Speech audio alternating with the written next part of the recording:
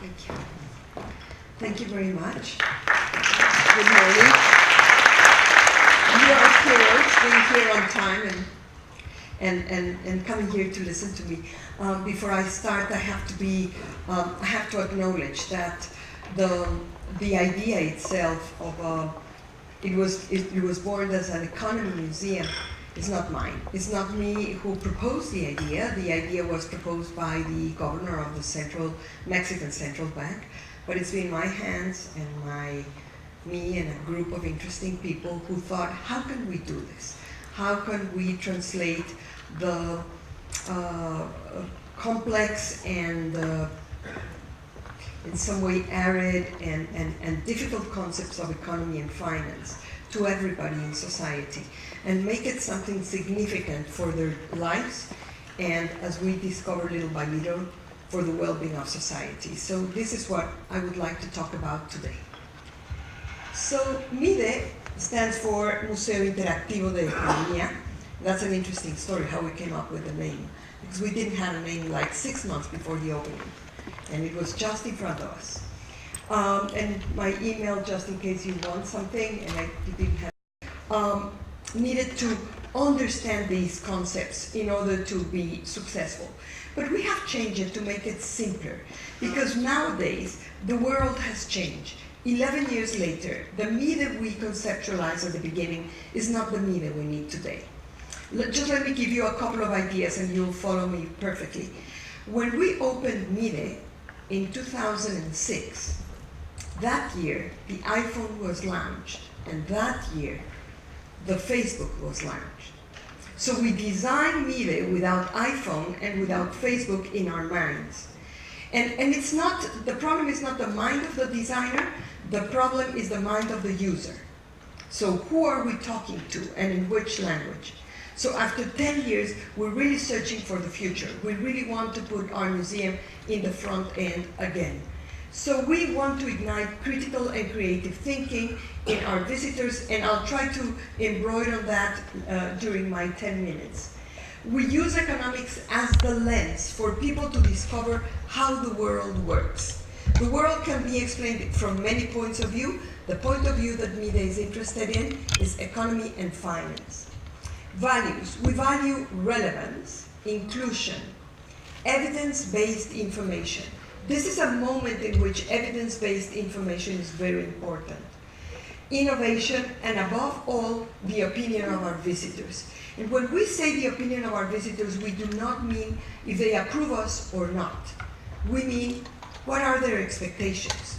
What is what they feel is useful for them, and how do they receive the message we deliver? That's the kind of opinion we're really very aware of all the time. So the central bank founded this idea in 2001 and decides to establish this first interactive museum of economy in the world. And later on, we had economy, finance, and later on, we included sustainability, because around 2010, it's incredible, but everything happens so fast in our world. Around 2010, just 7 years ago, the most important part was to make this world a sustainable one. And by the end of my talk, I'll try to see what's the next most important thing and see what you think. To me, I love the place when I saw the pictures. Now that I've been there inside, it's really wonderful, because what you want to provide nowadays is an environment that can ignite this kind of interest in people. That's the difference. That's why you want them to come to the museum, just to ignite the interest. So how are we going to construct the whole thing we're doing? Are we going to tell them, or are we going to help them construct this new idea? If you shout loud enough, they might listen something. They have no other choice. But the idea is to be engaged. Astonishment and discovery are two wonderful tools human beings would be using since centuries to understand how the world works. And this is no different in the Economy or Finance Museum.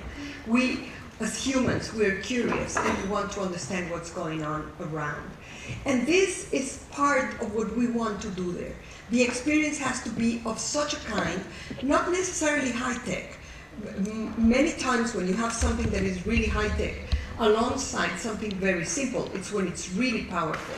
And when you do something with your body or your hands at the same time of using the technology you want to use, that is really powerful. And we want this for people to discover how the world works through the lens of economy and finance. Engagement examples have to be related to daily life, because as Ana Maria said yesterday in her talk, if you don't put things in terms of daily life, of what people are suffering and experiencing every day, it's meaningless. It's meaningless completely, unless you're in a school and you really want. Throughout all the museum, making decisions. So they spend an hour and a half, 2 hours making decisions. What financial life and economic life is all about, learning how to make decisions, but also social life. So it's very much about meaning and relevance versus teaching and learning. I love to say, and I started in museums as an educator, and I love to say that museums do not teach anything.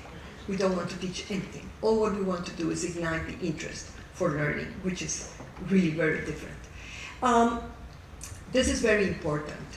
In research, I don't know a person in this planet that doesn't want to live better or foster well-being for himself or for his kin or his family or whatever. So this for us is something that unites the whole discourse of the museum. Evaluation has been the tool to design and to understand how are we performing. And we evaluate many things all the time, ongoing. We have an evaluation department that produces a lot of data about how people interact with our museum, and we are present in many other places around the country and in the city. These are images from the stands as we were mounting them 2 days ago. Yesterday, the Financial Education Week in Mexico was inaugurated, and we were is not flipping a coin. So that's why the book is called like that. And then we created this program, very important program, for all the banks.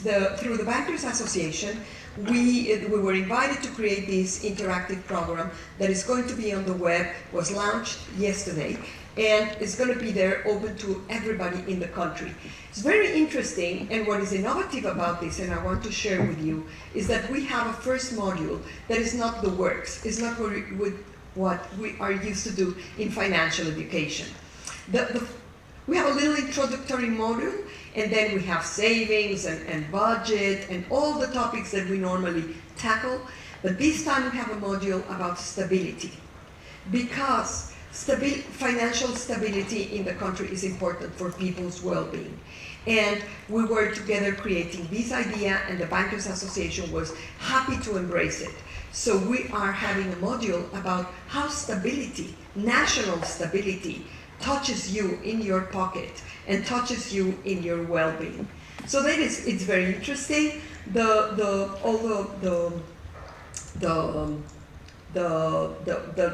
layout and the design was tested. It's for a specific group of year and age group. And these, which are the last conclusions, make informed decisions, gather information and participate, use your financial services available, and organize your finances, are messages that are repeated throughout the program.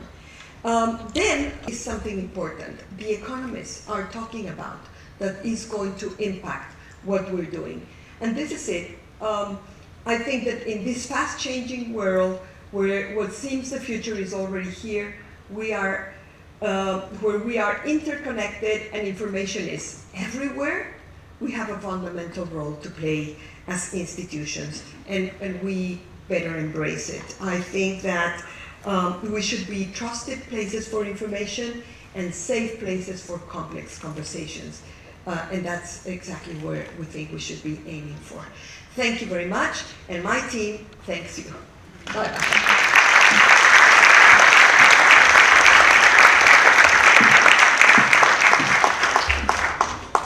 Thank you very much, Silvia, for that very engaging talk and passionate speech. It was great.